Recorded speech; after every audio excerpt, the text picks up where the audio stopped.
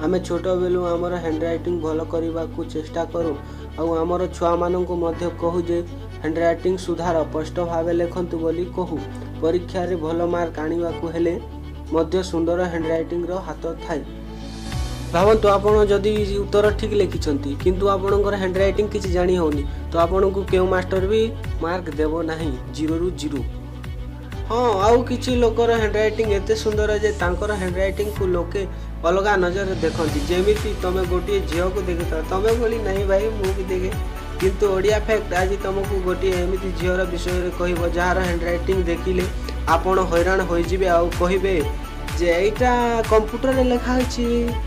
ना हाथ लेखा ना ध्यान सहित देखिले एटा हाथ लेखा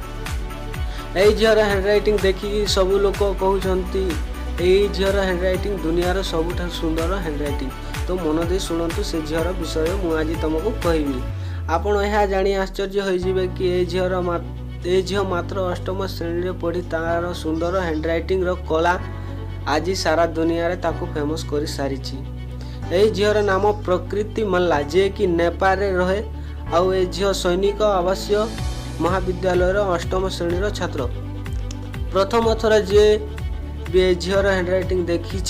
कही कंप्यूटर रे लिखाई किंतु ध्यान सहित जी भी देखी ना ना यहाँ गोटे तो हाथ लेखा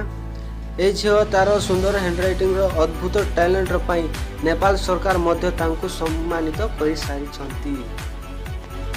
ए झील आमर समस्त गोटे उदाहरण हो सारी कि हैंड रईटिंग हम तो एमती हम। तो वीडियो केमती लगे भल लगी लाइक करूँ सांग मान साथी शेयर करूँ गोटे कमेंट करूँ और चैनल को सब्सक्राइब कर दिंतु। धन्यवाद।